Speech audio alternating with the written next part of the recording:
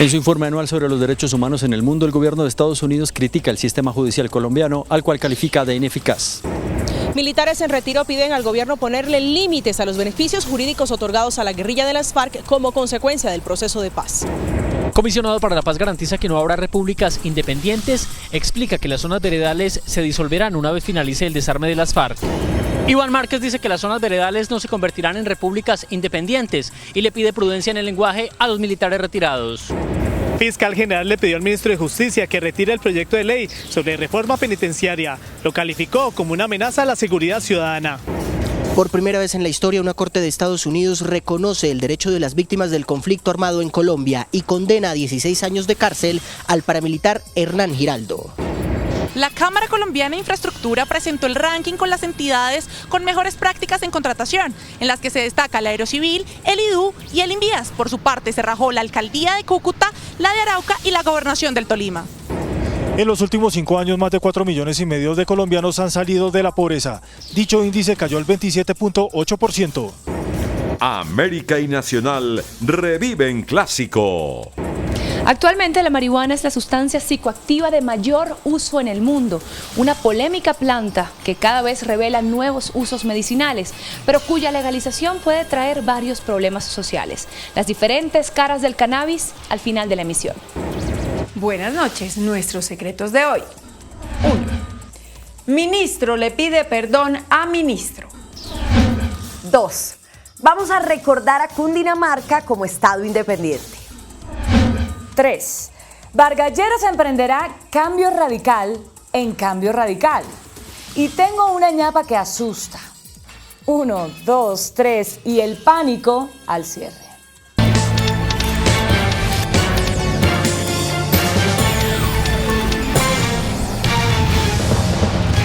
Buenas noches. En su informe anual sobre los derechos humanos en el mundo, el gobierno de Estados Unidos criticó el sistema judicial de Colombia. Aseguró que es ineficaz y elude los procesos contra paramilitares. En su informe anual sobre derechos humanos publicado hoy por el Departamento de Estado, señala que la justicia colombiana está bajo amenaza y no puede actuar a plenitud.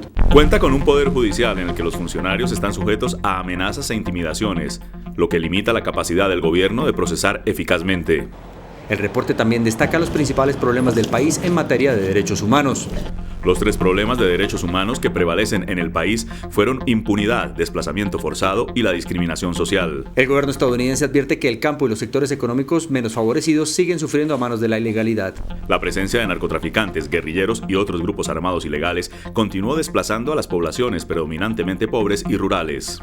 De igual forma, el Departamento de Estado destacó la violencia y discriminación social contra la mujer, así como contra la comunidad LGBTI, los indígenas y los afrocolombianos.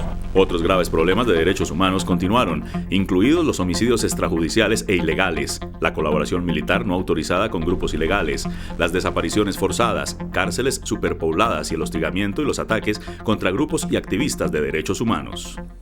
No obstante, Estados Unidos reconoce que el gobierno colombiano mejoró en sus esfuerzos por proteger los derechos humanos y pone como ejemplo un aumento significativo de los recursos para la Procuraduría General de la Nación. En una carta enviada al presidente Juan Manuel Santos, militares en retiro, entre ellos el general Jorge Enrique Mora, hicieron duras críticas al manejo de implementación de las llamadas zonas veredales donde permanecen las FARC. La carta está firmada por más de 20 generales en retiro, excomandantes de fuerza, entre ellos el general Jorge Mora, activo en la mesa de diálogos con la guerrilla de las FARC. Se plantea allí en este documento la preocupación por la permanencia de este grupo subversivo en las zonas veredales que podría convertirse en repúblicas independientes. Hay áreas donde la guerrilla está citando a la población circunvecina para que asistan a las conferencias, a la pedagogía que ellos hacen en las áreas, pero de manera obligatoria, o sea que ya están tomando el mando de las poblaciones del área. Los excomandantes de las fuerzas militares y la policía pidieron limitar a las FARC, que entraría a prestar servicio de vigilancia y protección con armas legales y del Estado. Hay gente que no tiene una disciplina, que no viene de una formación, gente que viene de cometer crímenes, de cometer extorsión, secuestros, robos, y le vamos a entregar ya las armas del Estado para que cumplan funciones de seguridad y vigilancia, es un peligro. Reiteraron que les preocupa la elección de los magistrados de la Jurisdicción Especial para la Paz, particularmente por la presencia de extranjeros en la comisión que los elegiría. Por su parte, el alto comisionado para la paz, Sergio Jaramillo, garantizó que no habrá repúblicas independientes ocupadas por los exguerrilleros, como lo alertaron los generales retirados.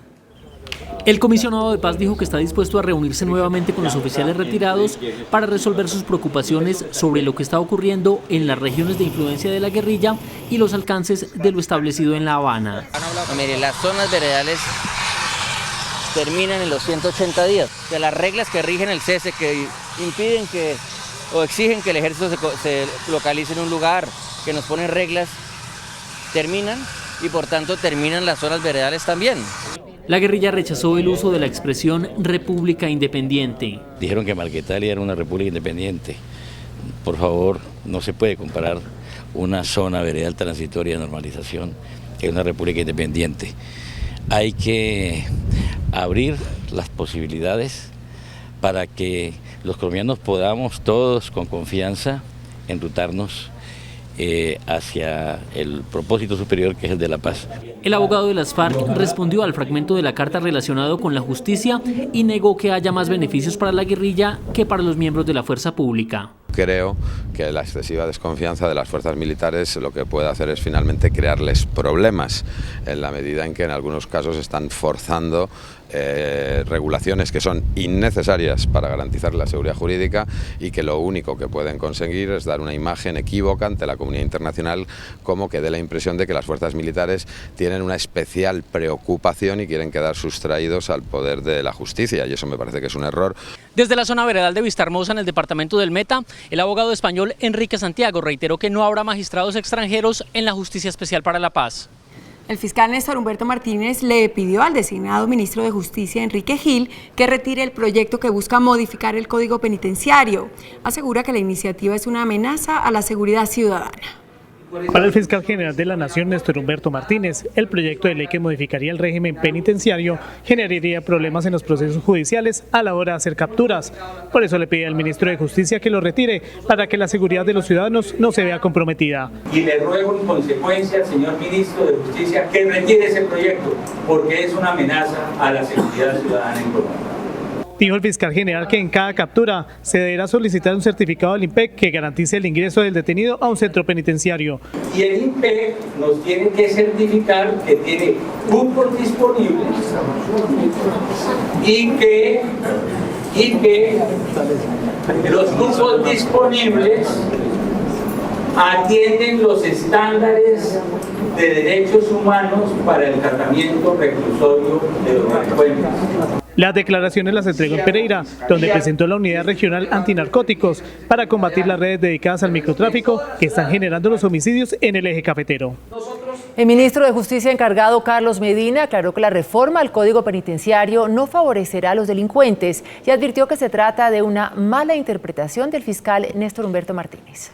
El jefe de la cartera fue enfático en señalar que la reforma al Código Penitenciario no favorecerá a los delincuentes, sino por lo contrario dará herramientas para fortalecer dicha política. De esta manera advierte que hay una mala interpretación del fiscal general Néstor Humberto Martínez. El error está en la interpretación de la Fiscalía, pensando que una figura que se incorporó en el proyecto, que lo que hace es darle un tiempo más a un juez para que piense si antes de enviar a alguien a la cárcel puede aplicar otra medida. El funcionario sostuvo que la proposición en el proyecto de ley será eliminada, pero luego de una evaluación con la Corte Suprema de Justicia. Con la Sala Penal de la Corte Suprema de Justicia, entendiendo ellos que esta no es una figura que limita a los jueces, pensaron más bien que podía ser un trámite adicional para los jueces, y en esa medida el gobierno tiene la decisión firme de, en la ponencia que se va a preparar para darle trámite a este proyecto, retirar esta parte. Hay que decir que la iniciativa cursa en la Comisión Primera del Senado de la República.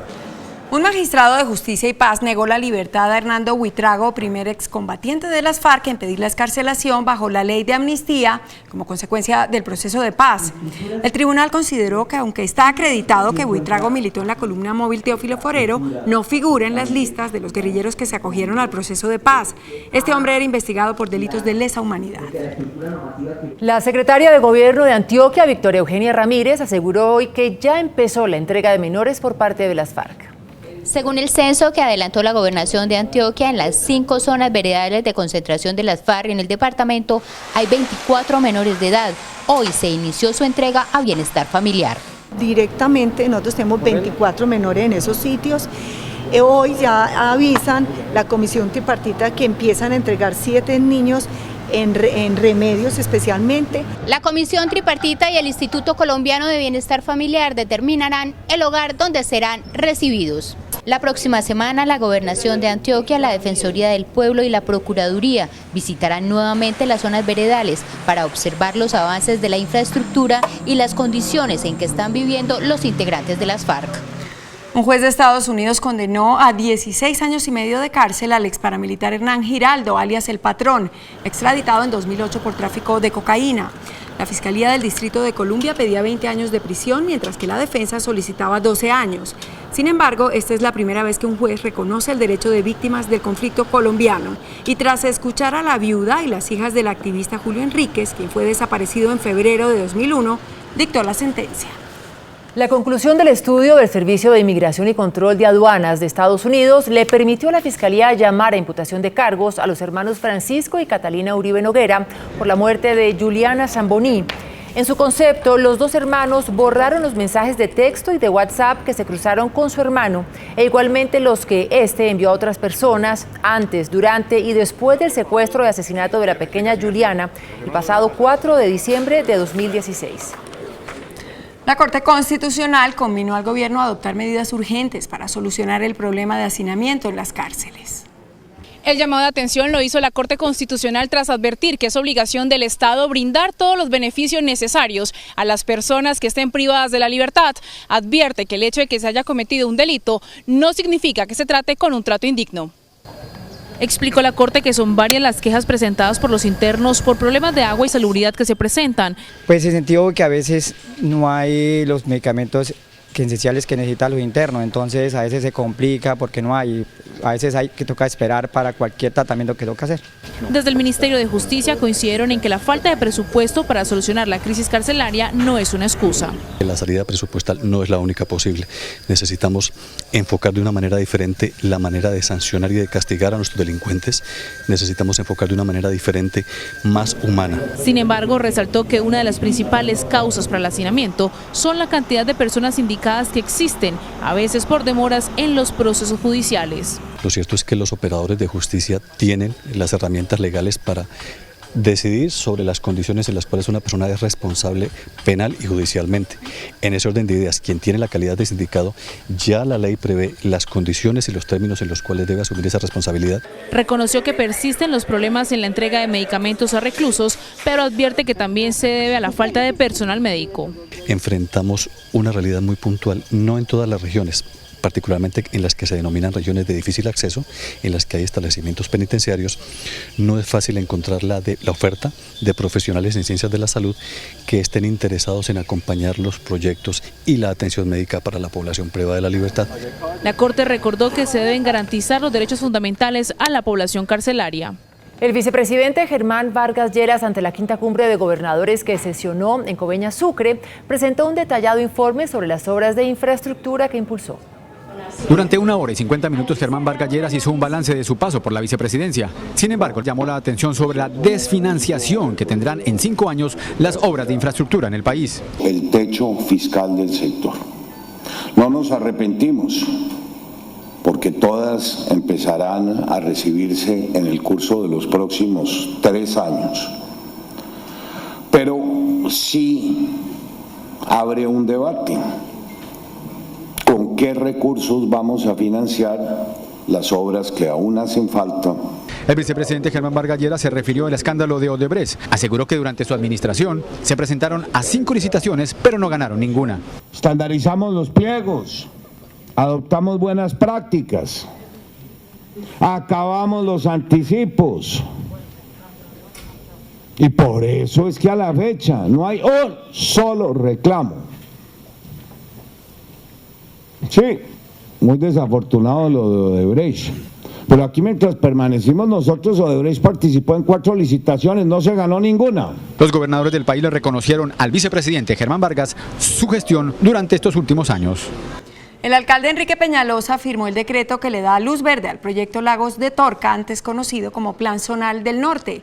La nueva iniciativa permitirá la construcción de 125.000 viviendas en el extremo norte de Bogotá. El alcalde Enrique Peñalosa dio vía libre al Plan Zonal del Norte, que ahora se llamará Lagos de Torca y que pretende coordinar el crecimiento y desarrollo de la ciudad desde la calle 183 hasta los límites con Chía. 125.000 viviendas, más unas 350.000 habitantes, 40.000 viviendas de interés social en el norte de Bogotá. Según el distrito, se garantizará la protección ambiental, el transporte público y la construcción ordenada de viviendas, colegios, vías y espacio público. Tiene más verde que cualquier otro desarrollo urbano en Colombia y posiblemente en América Latina. Una de las apuestas más importantes será elevar la autopista norte para permitir la reconexión del humedal Torca-Guaymaral. Vamos a levantar la autopista norte durante 250 metros para que las aguas vuelvan a funcionar como un solo cuerpo. No todas las 1.803 hectáreas serán urbanizadas, pero se generarán ingresos a la ciudad por 4 billones de pesos. Y un piano de cola se convirtió hoy en la carta de presentación de la Alcaldía de Bogotá para anunciar la segunda fase de peatonalización de la carrera séptima en el centro de la capital del país.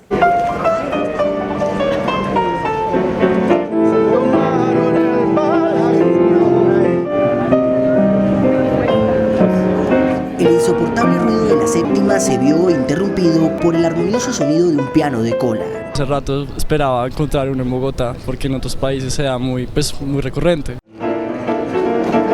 El que quiso tocar así lo hizo, sin importar el ritmo,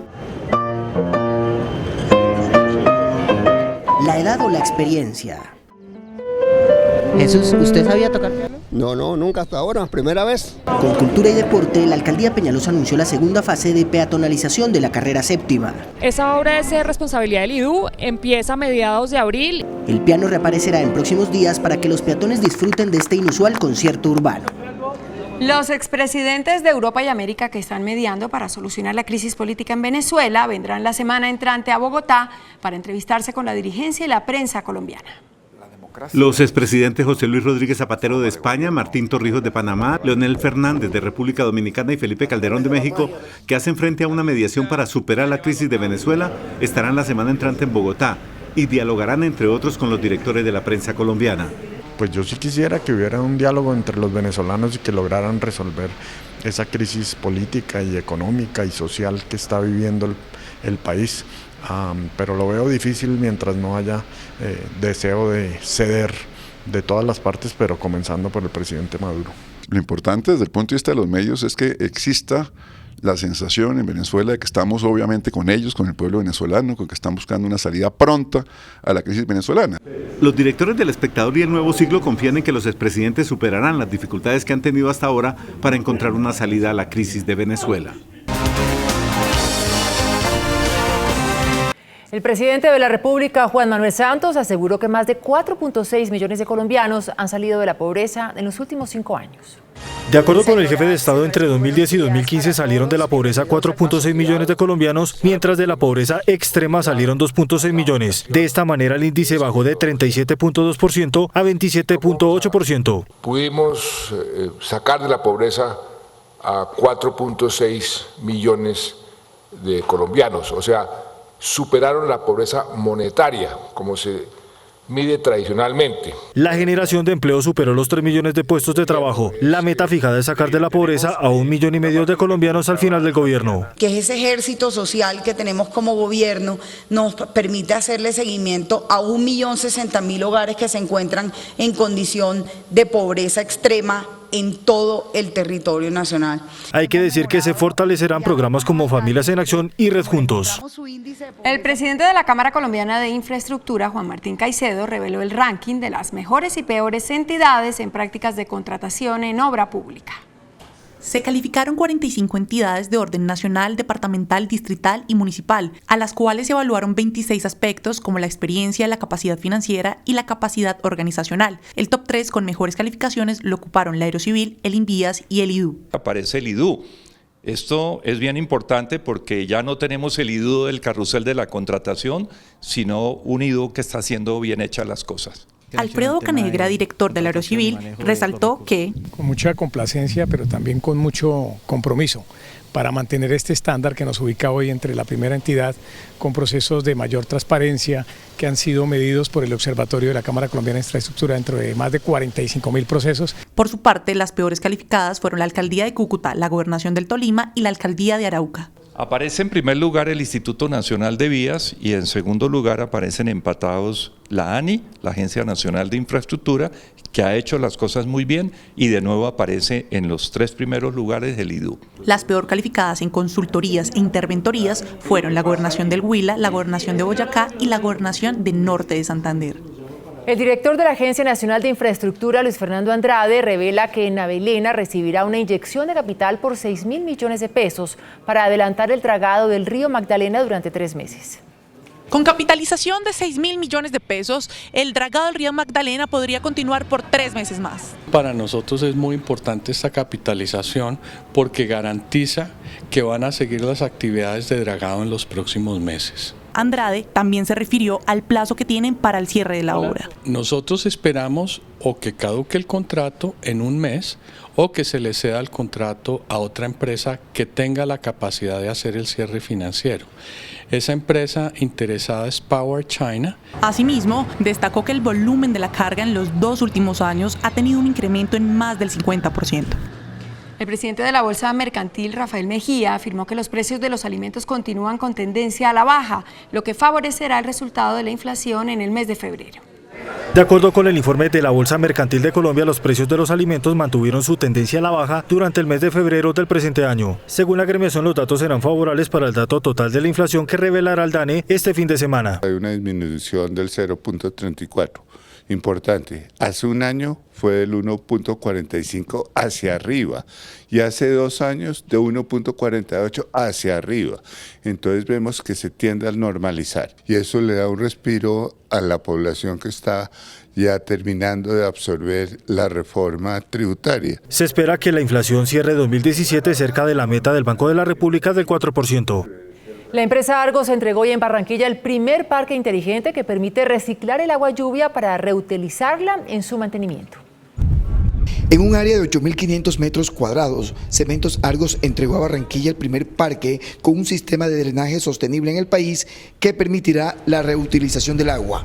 Toda la lluvia que cae aquí en los alrededores se recoge y se usa para humedecer el subsuelo. El parque se entregó en una zona urbanizada y que años atrás perteneció a la empresa cementera. De hecho, acá invertimos 1.380 millones de pesos. Estamos entregando 2 canchas de básquet, una plazoleta, un sector para CrossFit. Argos ha desarrollado en los últimos 40 años en Barranquilla proyectos en unas 400 hectáreas con unas 26.000 unidades de vivienda en esta zona. El gerente de la Federación Nacional de Cafeteros, Roberto Vélez, reportó un crecimiento del 12% en la producción del grano en el primer mes del año. Según cifras preliminares de la Federación Nacional de Cafeteros, la producción del grano en enero del presente año creció un 12%. De esta manera, en los 12 meses se llegó a los 14.4 millones de sacos de café, lo que significó un aumento frente al periodo anterior cuando llegó a los 14.2 millones. El mes de enero, 12% por encima del enero del año pasado. Y los 12 meses acumulados en 14.4 millones de sacos. Es decir, la producción cafetera sigue aumentando, el café sigue saliendo y estamos esperando a ver qué pasa ahora en el mes de febrero. Frente a las exportaciones se espera un mayor incremento por la baja producción en Brasil. El índice de capitalización de la bolsa que mide el comportamiento de las 20 principales acciones cerró al alza. El índice de capitalización de la Bolsa de Valores de Colombia subió 0,21% a 1.329 puntos. La acción de Preferencial Avianca fue la que más subió con una valorización de 2,51% a 2.655 pesos. La acción de Mineros fue la que más cayó con una pérdida de 1,69% a 2.320 pesos. La acción más transada de la jornada fue la de Ecolcap al movilizar más de 26.000 millones de pesos. El precio del dólar cierra la semana al alza. Indicadores económicos del día en CMI. La tasa representativa del mercado que regirá hasta el próximo lunes será de 2.977 pesos con 43 centavos. Los profesionales del cambio compran la divisa en 2.800 pesos y la venden en 2.850 pesos. Un euro cuesta 3.133 pesos con 90 centavos. La libra de café en Nueva York se cotizó a $1 con 43 centavos. El azúcar se transó en 19,57 centavos de dólar la libra. El barril de petróleo WTI se cotizó en $53 con 23 centavos. Una acción de Ecopetrol cuesta 1.320 pesos.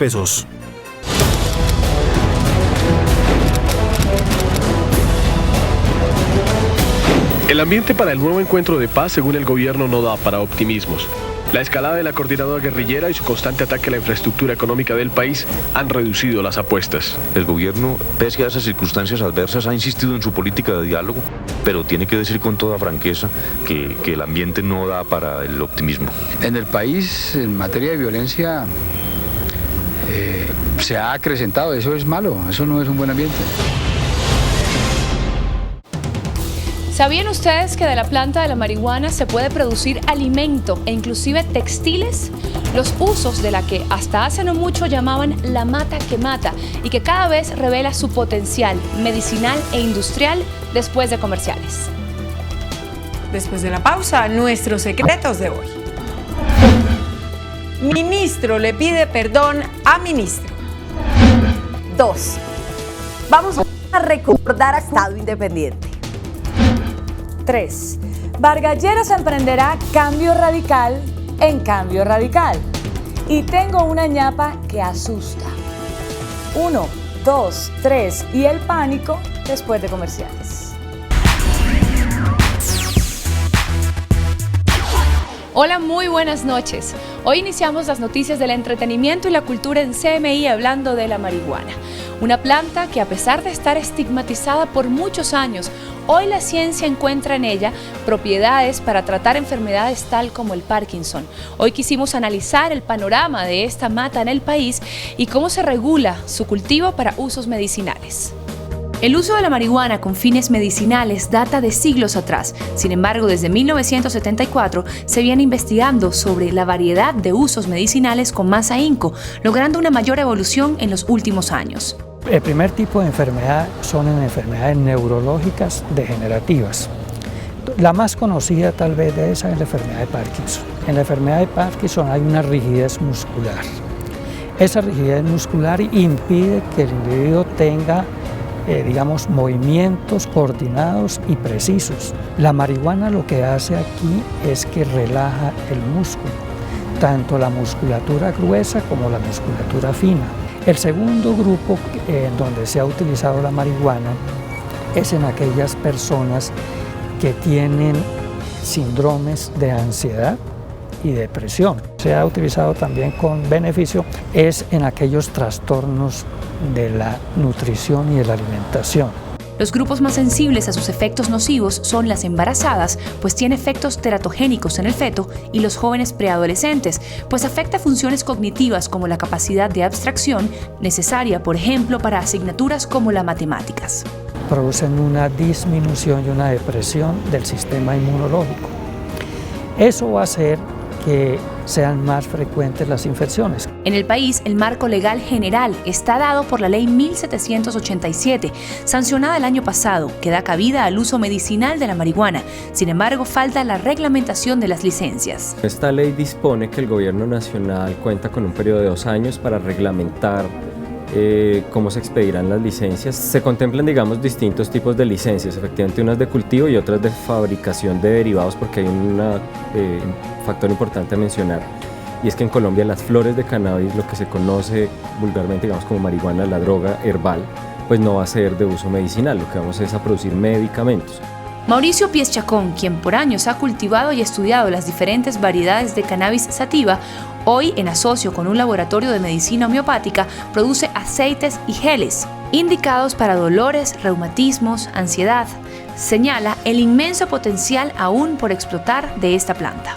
Como producir árboles, papel mucho mejor que los árboles en menos espacio, en menos tiempo, como sanar gente, como comprobado que te ayuda para la epilepsia, sin hablar de los 25.000 subproductos que salen de las plantas, sacar leche del corazón, de la semilla de cualquier planta de cannabis, psicoactiva o no, con más proteína que la carne y más omega que el salmón. O sea que esto va a servir para alimento. Para alimento, claro, te alimentas, te vistes con él, con el cáñamo, sale una de las fibras más fuertes que ha existido. Canadá, Israel y Estados Unidos son los países que más han avanzado en la exploración de sus diversos usos.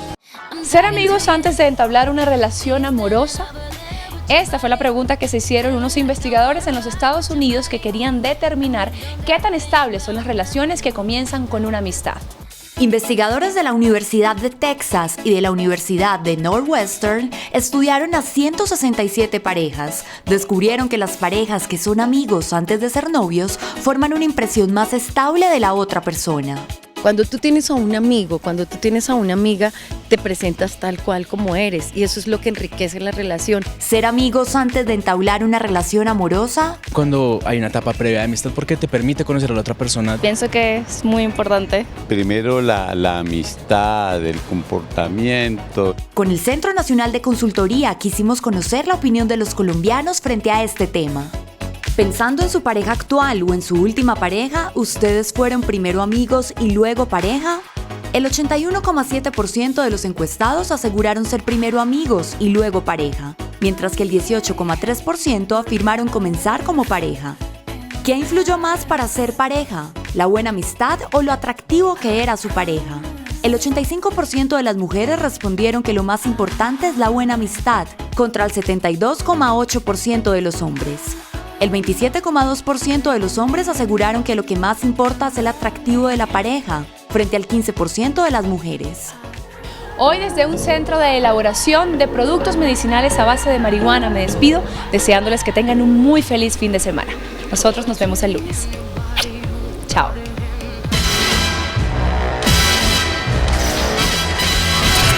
Nuestros secretos de hoy. 1. En Cúcuta, a puerta cerrada y cumpliendo una orden del Consejo de Estado, el ministro de Defensa Luis Carlos Villegas pidió perdón a su colega Juan Fernando Cristo por el crimen del que fue víctima su padre el 8 de agosto de 1997. Los asesinos eran miembros del Ejército de Liberación Nacional. El acto se realizó en el consultorio del médico Jorge Cristo Sayum, en Cúcuta. En este mismo lugar asesinaron a Cristo Sayum hace 20 años. Estuvieron presentes, además de los dos ministros, la viuda del sacrificado Jorge Cristo y su hijo, el hoy senador Andrés Cristo. Por mandato de ley, un representante del Estado debe pedir perdón a las víctimas del conflicto cuando se considere que el hecho se produjo por fallas en el sistema de protección. Nunca antes se había presentado el hecho de que un ministro fuera la víctima y otro ministro fuera el oferente del perdón. 2. El Banco de la República se alista para acuñar una nueva moneda que entra en circulación en julio. Se trata de la nueva moneda de 5.000 pesos que conmemora el bicentenario de la independencia de Cundinamarca. Por una cara tendrá la imagen de Antonio Nariño, quien ejerció como presidente del Estado Independiente de Cundinamarca tras declarar su separación del nuevo Reino de Granada. En la otra cara aparecerá el escudo de Cundinamarca. Esta será la segunda moneda conmemorativa que se acuña en 2 años. La primera, también de 5.000 pesos, se hizo en honor a la Madre Laura, primera santa colombiana. ¿Fabricamos una moneda para conmemorar los 25 años de CMI? 3. El vicepresidente Germán Vargas Lleras no disolverá su partido Cambio Radical ni se presentará por firmas, según decisión que él tomó a punto ya de dejar el cargo. Vargas renunciará el 14 de marzo. Ese día realizará una reunión en Corferias de Bogotá ante numerosos invitados para hacer un balance de su gestión. Durante estos 30 meses, Vargas Lleras, en su condición de vicepresidente, coordinó todo el aparato del Estado para ejecutar obras denominadas 4G. Además, los programas de vivienda los ejecutó con un gran liderazgo. Mientras hacía todo eso, dejó Cambio Radical a cargo de dirigentes nacionales y regionales que cometieron más de una embarrada con los avales a candidatos que resultaron implicados en procesos penales. Algunas de las decisiones de Vargas son: el partido sigue vigente, él mismo asumirá su control y orientación con el exministro Luis Felipe Henao. Se reorganizará internamente. Se tomarán precauciones para el otorgamiento de avales en las próximas elecciones. Vargas va a proponer una coalición con sectores liberales, conservadores, de la U y hasta del Centro Democrático. Todo indica que Cambio Radical será entonces el partido del recambio radical. Vargas Lleras fue un buen ejecutor. Lástima el geniecito. Y tengo ñapa. En redes circula un video que enternece.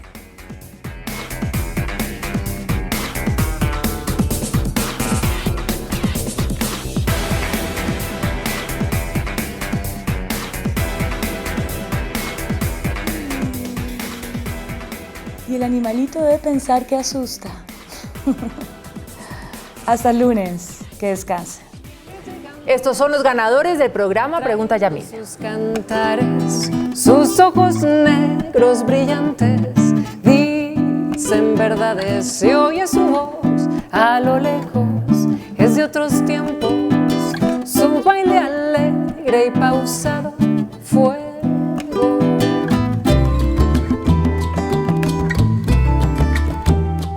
Hasta aquí las noticias, gracias y buenas noches. Nos vemos el lunes, como siempre, en CMI La Noticia.